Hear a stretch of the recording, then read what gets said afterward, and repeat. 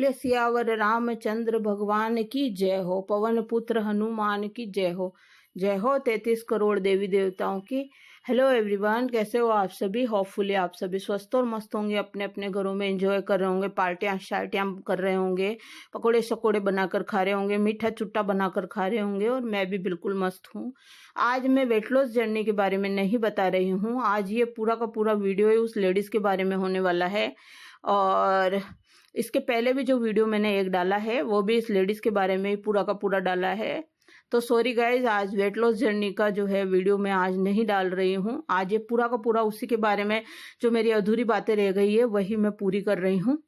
तो लास्ट में मैं बोल रही थी कि तो टॉपिक ये था कि इस लेडीज का जो लास्ट में जो चल रहा था कि इसने माँ और बेटे में दरार डालने की पूरी पूरी कोशिश करी, और ये बंटी की बुराइयां कर करके ये बताती थी झूठी बुराइयां कि मम्मी का तो बेटा है, मम्मी को तो सब पता है कि मेरा बेटा कैसा है कैसा नहीं है।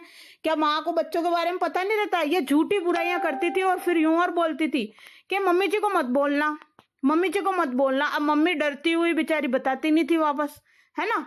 वो मुझे बता देती थी, मुझे और मेरे हस्बैंड को ये चीज सब पता है। मम्मी में हम दोनों को सारी बातें बताई हुई है कि ये क्या क्या कांड वहां पर कर रही है और कैसे कैसे रह रही है, और क्या कैसे ये मम्मी को तड़पाती है।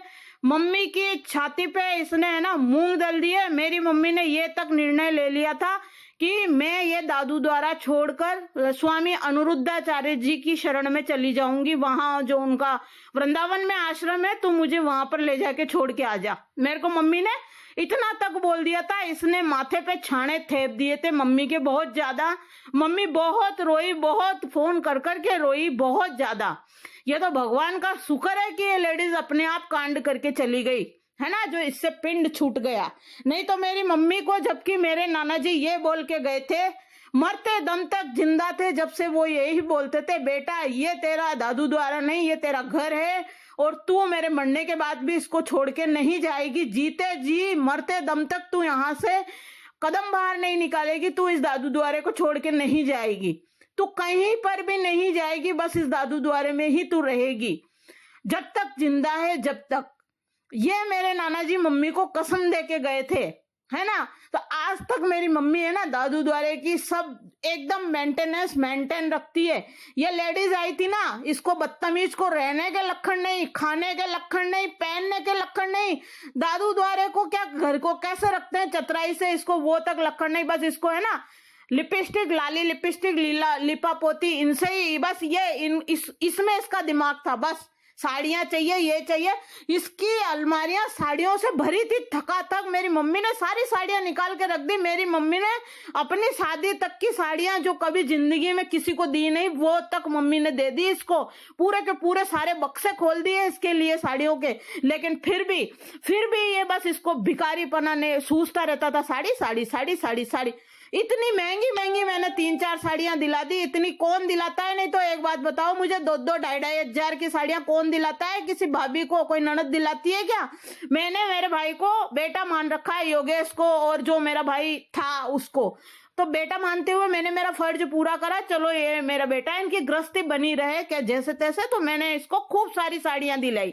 मम्मी ने इसकी पूरी अलमारियां भरी हुई, साड़ियों की पूरी अलमारियां भरी हुई थी ठोक के साड़ियों की। उसके बावजूद भी ये भिखारन कपड़े कपड़े कपड़े कपड़े कपड़े कपड़े करती रहती थी, है ना। मेरा भाई अमेजोन से ऑर्डर कर करके इसके सामान मंगवाता था, और फिर भी ये बोलती थी कि नहीं दिलाते नहीं दिलाते नहीं दिलाते इतनी। और फिर यूं भी बोलती थी, उनको मत बताना जीजी, उनको मत बताना। इतनी बुराइयां करके गई है मेरी मम्मी की और मेरे भाई की। और फिर बोलती थी तो बेटी से ही भाई की बुराई कर रही है, उसके बहन से ही भाई की बुराई कर रही है, माँ की बुराई कर रही है। और फिर बहन बोलेगी नहीं क्या? वो जानती थी तेरे से पहले, मेरी माँ ने मुझे पैदा किया, मेरी माँ कैसी है क्या है मैं जानती हूँ, है ना। मेरी माँ ने जिंदगी भर संघर्ष किए, मैं जानती हूँ। मेरा भाई कैसा है क्या है, आज दादू द्वारे को लेके चल रहा है वो, है ना। मैं जानती हूँ कि मेरा भाई कैसा है, कितना मेहनती है वो, कितना काम खेती का करता है वो, बिजली का काम करता है वो। गाइस सॉरी, बीच में फोन आ गया। तो इस औरत ने बहुत परेशान कर दिया था मेरी मम्मी को। कहने का मतलब है इतना ज्यादा अति हो गई कि मेरी मम्मी दादू द्वारे को छोड़ने के लिए तैयार हो गई। उस दादू द्वारे को जिसमें कि नाना जी ने हाथ पकड़ पकड़ के मम्मी को बोला था कि तू कहीं नहीं जाएगी, तू कहीं नहीं जाएगी, तू मरते दम तक यहीं रहेगी, ये वर्ड मेरे नाना जी के थे, है ना। और इस औरत की वजह से मेरी मम्मी ने दादू द्वारा छोड़ने का फैसला कर लिया था। मैंने बोल दिया था मम्मी आप यहाँ पर आ जाइए, और स्वामी जी ने भी बोल दिया था, स्वामी जी को भी सब कुछ पता है, सब कुछ। तो उन्होंने भी, मेरे हस्बैंड ने भी फोन करके मम्मी जी को बोल दिया था कि मम्मी जी आप यहाँ पर आ जाइए। हम दोनों पति पत्नी ने बोल दिया था आप यहाँ पर आ जाइए, हमारे घर के दरवाजे आपके लिए सदा खुले हैं, आपको कभी भी कोई तकलीफ होती है तो आप आ जाइए। मम्मी को बंटी की तरफ से कोई तकलीफ नहीं थी, योगेश की तरफ से बिल्कुल कोई दिक्कत नहीं, बस इस लेडीज ने बहुत छाने थे पे। मम्मी ने सोचा अपन क्यों बोले बीच में फालतू में, है ना। मम्मी बेचारी चुप रही, और चुप्पी का फायदा इसने बहुत ज्यादा उठाया, बहुत ज्यादा उठाया, बहुत ज्यादा उठाया। लेकिन मम्मी हर बात मेरे से शेयर करी है और मेरे हस्बैंड से भी करी है। हम दोनों को सब कुछ पता है कि ये लेडीज किस टाइप की है और किस टाइप से इसने तड़फाया है। ये काम नहीं करती थी, ये बस पड़ी रहती थी, दिन भर सोई रहती थी ये। और बंटी योगेश के आने का टाइम होता फटाफट से ये जैसे ऐसे दिखाती थी जैसे ये बहुत काम कर रही हो, है ना। ठंडी बासी मम्मी को रोटियां देती थी, रोटी 2 रोटी में 5-6 जनों का पेट कैसे भर जाएगा गाइस, आप दिमाग लगाइए।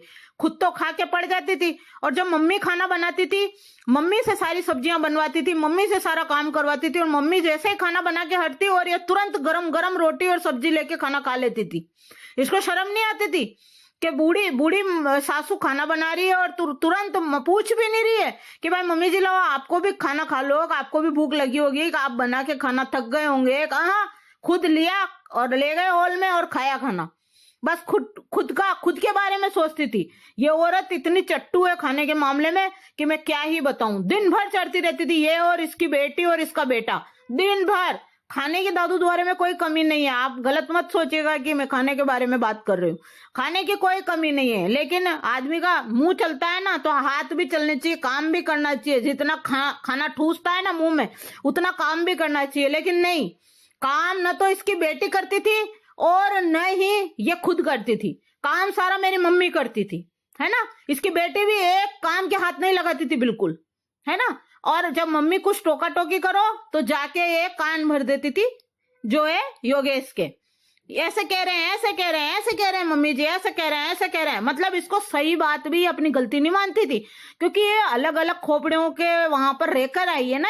ये इसने नए घर पकड़े हैं इसने, और इसका काम ही यही है। ये केस करती है और पैसे वसूलती है ना। केस करती है और पैसे वसूलती है, बस इसका काम ही यही है। केस करके भगती है झूठे सीधे, ये झूठे आरोप लगाती है ये लोगों के ऊपर, और केस ठोकने की धमकी देती है ना।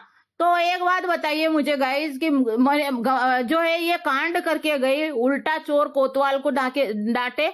मतलब कहावत है कि मतलब एक तो चोरी ऊपर से सीना चोरी, मतलब कांड खुद करके गई, शर्म हया नहीं समाज में। एक इसका नाम जो है ना कोई भी अच्छी तरीके से लेता नहीं है, सब इसका नाम बिगाड़ के लेते हैं जो इसका नाम है। मैं तो नाम लेना भी पसंद नहीं करती ऐसी औरत का, इसीलिए मैं एक लेडीज बोलती रहती हूँ। इसका नाम भी जबान पर लेना मुझे पाप लगता है कि मैं है ना बहुत बड़ा पाप कर रही हूँ। तो इसका है ना नाम भी कोई अच्छे से नहीं लेता, सब है ना पता नहीं बदतमीज तरीके से इसका नाम लेते हैं सब जने। इतने मतलब इसकी समाज में कोई इज्जत नहीं है। आज इसके घर तो आज इसके घर, आज इसके घर तो आज इसके घर। ये कोई 100 तो घर नाप आती है, ये कहती कहाँ है, जाती कहाँ है। झूठ इतना बोलती है कि जहाँ पे है ना कि बोल देगी ना कि वहां पे तालाब है या क्यों, तो वहां पे आपको कीचड़ भी नहीं मिलेगा, है ना। ये बोल देगी ना वहां कुआं है तो वहां आपको एक जरा सी खाई भी नहीं मिलेगी। इतना झूठ ये बोलती है हर जगह। कहीं जाने के लिए ये बोलती मैं पियर जा रही हूँ और जाएगी तीसरे आदमी के यहाँ, और फिर चुपके रहती है 5-5 6-6 दिन और बताती और नहीं है फोन करके कि मैं यहाँ पर हूँ। इतनी झूठी है ये। और दूसरी बेटियों के बीमार होने के बहाने कर करके ये कहीं और जाके रह के आ जाती है आराम से, है ना। पहले भी ये कई बार ऐसे काम कर चुकी है ये मेरे भाई के साथ। झूठ बोल बोल के मेरी बेटी बीमार है, मेरे ये बीमार है, मेरी वो बीमार है, और जाके जयपुर में यहाँ पर रह रुआ के आराम से और चली गई। मतलब इसको घूमने फिरने का शौक इतना ज्यादा है कि मैं क्या ही बताऊं, है ना।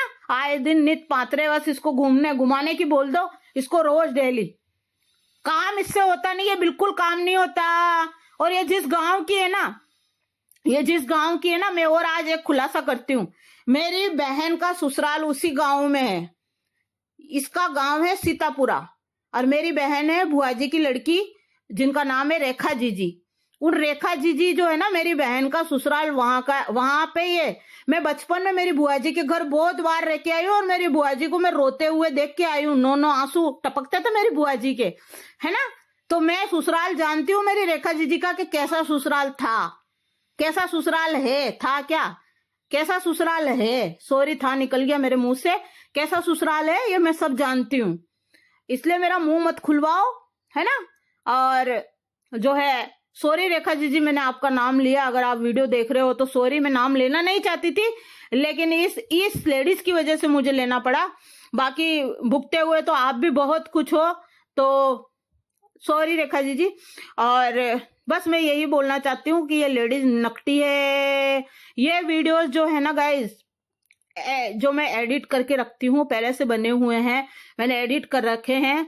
जो नए वीडियोस आएंगे ना, उसमें नई इन्फॉर्मेशन आएगी। आप लगातार मेरे वीडियो में बने रहिए, और अगर मेरे चैनल में लाइक सब्सक्राइब कीजिएगा। मेरे चैनल में नए हो तो हमें लाइक का कोई पैसा नहीं मिलता गाइज, केवल लाइक तो एक ऐसा ही होता है, हमारा जो है भरोसा, वो थोड़ा सा वो बढ़ाता है कि हाँ, भरोसा बढ़ाता है कि हाँ, और आगे बढ़ाने की हमें है ना वो